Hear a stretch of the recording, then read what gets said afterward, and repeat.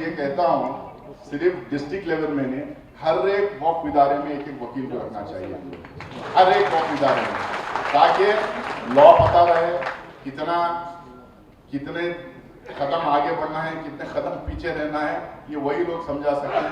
तो इनको सारे कमिटीज में रखने की बात कर रहा हूँ। और दूसरी बात, महमूद भाई,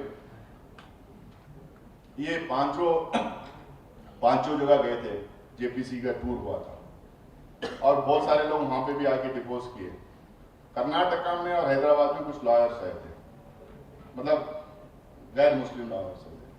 जिस तरह से वो लोग आके डिपोज किए, जिस तरह से झूठ को भी सच बना के पेश करते थे, हम लोग काउंटर किए उसमें, मैं किया काउंटर, असद भाई किए, कल्याण बनर्जी, संजय सिंह, ये लोग सब काउंटर किए हम लोग, वो अलग बात है। लेकिन जिस तरह से वो लोग आर्टिकुलेट होके एक एक चीज जो है जो रख रहे थे, ऐसा लग रहा था कि जो हम लोग जो कह रहे हैं एकदम बिल्कुल सही है, बिल्कुल सही कह रहे हैं, उनके पास डेटा है। ऐसा पूरी कमेटी इतना अटेंटिवली उनको सुन रही थी, क्योंकि जो हम लोग बहुत आर्टिकुलेट तरीके से एक एक सेक्शन, एक एक क्लॉज, एक एक सब क्लॉज याद करके आए हुए थे।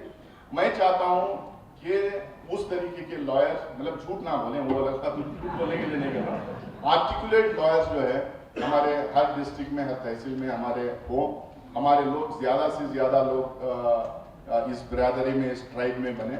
आज हिंदुस्तान में, मैं नाम नहीं लूंगा, गिने चुने कॉन्स्टिट्यूशनल एक्सपर्ट्स हैं मुसलमानों में, गिने चुने, क्योंकि यूनिफॉर्म सिविल कोड के ऊपर हम कांग्रेस पार्टी में, मैं कांग्रेस पार्टी के प्रेसिडेंट का सलाहकार होने के नाते मैं बहुत सारे इस तरह के जो इश्यूज आते हैं तो उसके ऊपर कांग्रेस प्रेसिडेंट और राहुल जी के साथ में वर्कशॉप में ऑर्गेनाइज करता हूँ, कॉन्फिडेंशियल मीट्स ऑर्गेनाइज करता हूँ।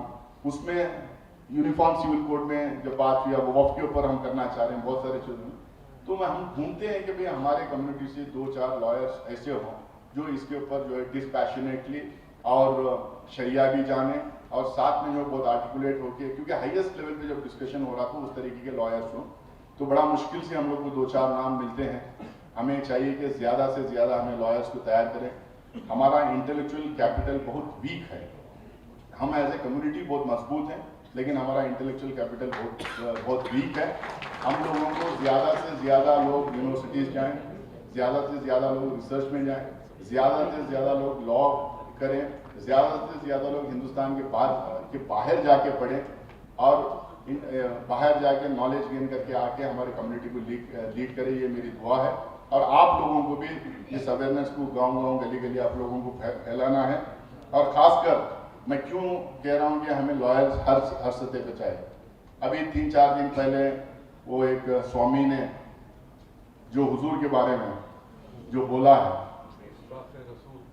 गुस्ताख रसूल जो उसने बोला है, अब उसमें हिंदुस्तान के कोने कोने में एफआईआर होना चाहिए था, हिंदुस्तान के कोने कोने में एफआईआर होना चाहिए।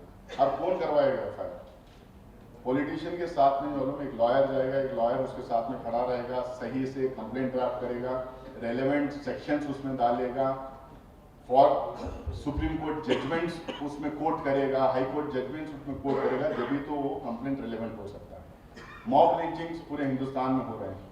मैं पर्सनल झारखंड गया था 2-3 दिन पहले, वहाँ पे 11 मुसलमान मॉब लिंचिंग में मारे गए थे over a period of 1.5 year, लेकिन उनको कोई कंपनसेशन नहीं मिला था। तो मैं सीएम के पास पूरे डेलीगेशन को ले जाके मिलाया, अब वो रिलीज करें एक अलग बात है, लेकिन जैसा ही मॉब लिंचिंग होती है, जैसा ही हेट स्पीच होती है, जैसा ही इस तरीके के राइट्स होते हैं, तो हमारे लॉयर्स जमीन पे उतर के सुओ मोटो केसेस, ये सुओ मोटो अपने तरफ से जो है बिना किसी के कहे, बिना किसी के कॉल पे, बिना किसी के ऑर्गेनाइजेशन या कोई पॉलिटिशियन के कॉल पे जो है अपने आप एक्टिवेट करके ग्रुप ले जाके लीगल एड देना, केसेस करवाना, इनके खिलाफ खड़े रहने का काम करना चाहिए। और उसके लिए सिर्फ लॉयर्स जो हमारे मेजॉरिटी कम्युनिटी में जो सेक्युलर प्रोग्रेसिव लॉयर्स हैं, जिसके एक प्रतीक जो है, जिसके एक सिंबल हमारे कुलसेव पाटिल साहब हैं, वैसे जो है लॉयरों के साथ में हम लोगों को अपने आप को अलाइन करना पड़ेगा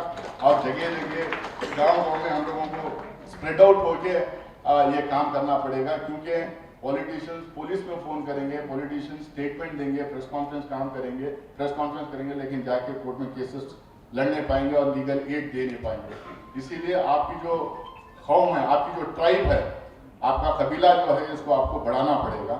ये जो लॉयर्स का जो ट्राइब है, इसको बढ़ाना पड़ेगा और अच्छे लॉयर्स भी आना चाहिए। और मैं